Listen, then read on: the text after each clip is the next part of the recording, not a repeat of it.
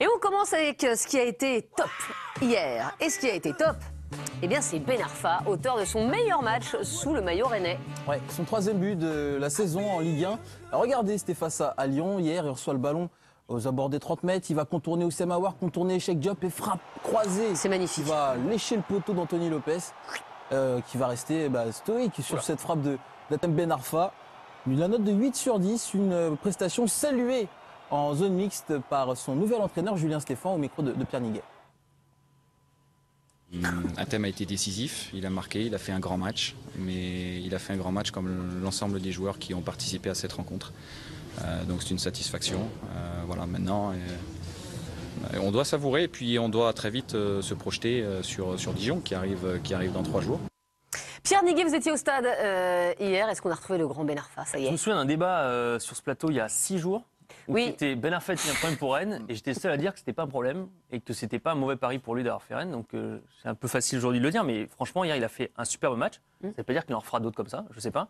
Mais en tout cas hier il a été très bon. Il y a ce but, mais il a été bon dans le jeu. Il a fait jouer les coéquipiers. Il a gardé le ballon. Il a surtout donné le tempo à Rennes en seconde période. Certes face à une équipe apathique de l'Olympique Lyonnais, mais ça faisait plaisir de le revoir à un tel niveau. La seule chose qu'on peut peut-être lui reprocher, c'est qu'il a quand même pas mal chambré le COP lyonnais. C'est peut-être partie du jeu, mais du coup il a un peu déclenché des hostilités en tribune. Il a lâché la mouchie, on dirait, non?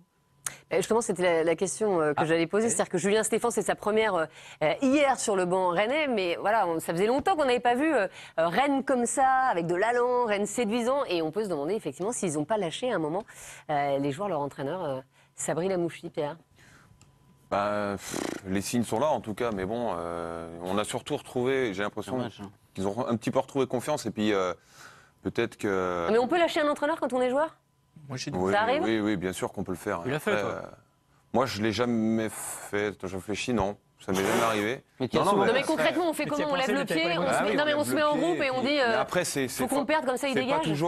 C'est pas toujours la volonté des joueurs. Souvent, c'est un petit peu le management qui est pas bon. Du coup, certains joueurs se regroupent un peu, ça fait des petits clans et puis après, c'est ce qui fait que ça marche pas. C'est pas forcément, on fait pas exprès de faire des fautes ou de lever le pied, mais le contexte fait qu'on n'est pas à 100%, quoi. C'est tout. Mais moi, je voulais reparler aussi de Ben Arfa. Je suis assez d'accord avec Pierre, mais on sait tous qu'il lui faut un entraîneur ou un club qui le chouchoute et qui le mette dans les meilleures dispositions, ce qui s'était passé à Nice. Et j'ai hâte qu'il continue de jouer à ce niveau parce qu'il a fait un match excellent.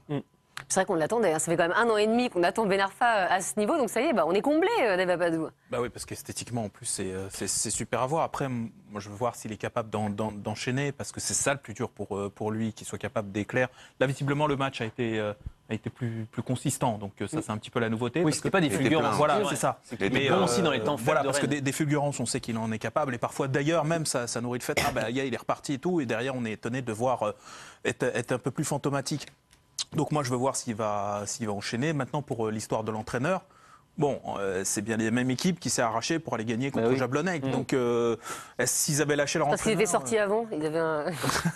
Non, après, moi, je veux voir. Après, il y a parfois l'effet quand il y a un nouveau coach, voilà, il y a cette espèce de premier truc, un peu comme un changement de prof, tout le monde a envie de remettre ses cahiers d'équerre et tout.